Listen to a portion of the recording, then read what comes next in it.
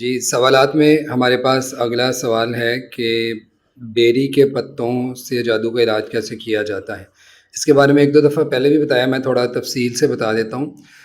بیری کے پتوں کے ذریعے سے جادو کا علاج ایسے کر سکتے ہیں آپ۔ ویسے یہ بھی بتا دوں کہ بہت سارے لوگوں کا ایک مجرب طریقہ ہوتا ہے، کسی کو کچھ چیزیں پڑھ کے شفا ملی ہوتی ہے اور کسی کو کوئی اور چیزیں، عموماً قرآن میں سے ہی ہوتی ہیں۔ لیکن میں یہ بتا رہا ہوں کہ جو میرے تجربے میں رہی ہے یا میرے اساتذہ کے وہ بتانے لگا ہوں۔ تو اس میں یہ کرنا ہے آپ نے کہ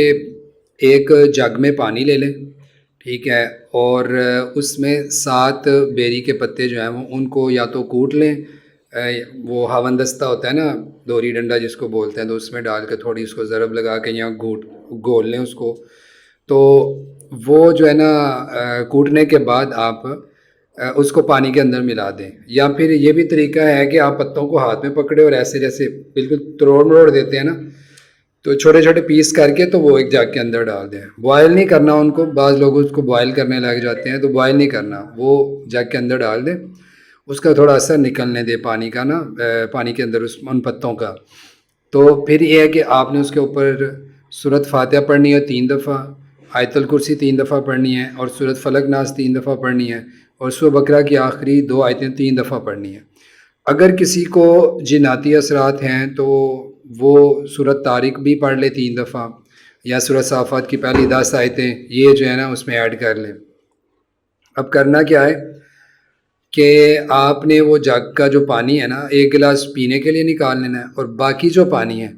اس کو آپ نے جب غسل کرنا ہو نا، تو جو اپنا نہانے والا غسل والا پانی نا اس کے اندر ڈالنا ہے۔ اب چونکہ اس کے اوپر قرآن پڑھا ہوا ہے آپ نے، تو بہتر یہ ہے کہ آپ واش روم میں نہیں جائیں، بلکہ ایک ٹب لے لیں، اور آپ اس ٹب کے اندر بیٹھ کے گھر کی چھت پہ چلے جائیں یا کسی روم میں،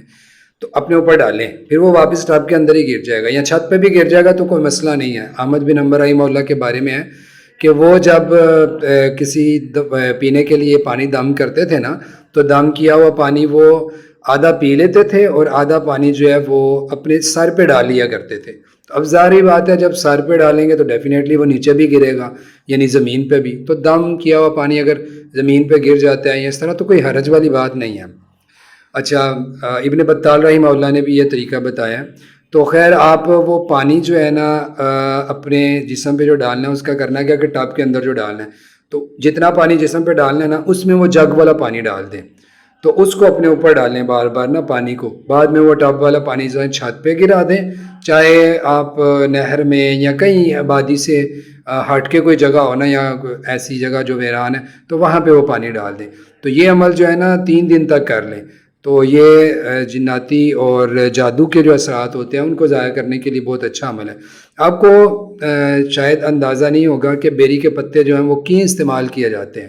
کیا ان کا کوئی خاص تعلق ہے یا کیا؟ اگر آپ دیکھیں سدرۃ المنتہا پہ جب رسول اللہ صلی اللہ علیہ وسلم گئے تھے، تو وہاں پہ وہ جو سدر ہے نا وہ بیری کا درخت تھا اور بڑے بڑے پتوں والا تھا، تو اس کو ایک مبارک درخت بھی کہا جاتا ہے، یعنی نبی صلی اللہ علیہ وسلم نے نہیں کہا، لیکن اس وجہ سے لوگ اس کو متبرک بھی سمجھتے ہیں۔ پھر اسی طرح بیری کے پتوں کے اندر ایک خاصیت ہے کہ یہ میل کچیل کو بالکل صاف کر دیتے ہیں۔ اگر آپ نے ان کو کوٹ لیا نا، تو کوٹنے کے بعد آپ اس کا رس نکالتے ہیں، تو وہ آپ پانی کے اندر ڈال کے اگر جسم پہ ڈالتے ہیں یا ویسے ہی ہاتھوں پہ ملتے ہیں نا، تو آپ دیکھیے گا بڑی دیر تک اس کا اثر آپ کو آپ کے ہاتھوں پہ نظر آئے گا۔ اسی طرح پرانے لوگ جو ہے نا،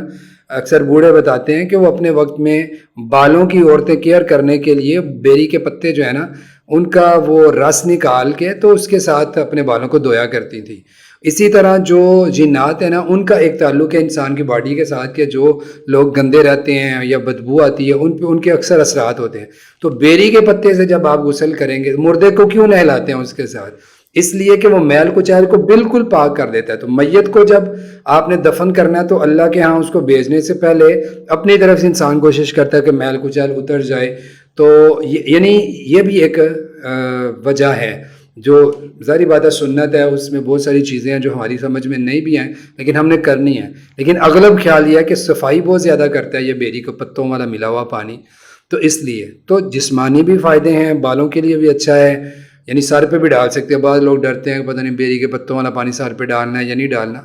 جب نمک ملا ہوا دم کیا پانی ہو نا وہ نہیں ڈالتے بالوں کے اندر، نمک کی وجہ سے خراب ہو جاتے ہیں۔ ایسے عام بیری کے پتوں والا پانی جو ہے وہ ڈالیں، اس سے نہائیں، تو یہ شیطانی اثرات اس سے دور ہوتے ہیں۔ یہ مجرب عمل میں نے آپ کے سامنے رکھا ہے۔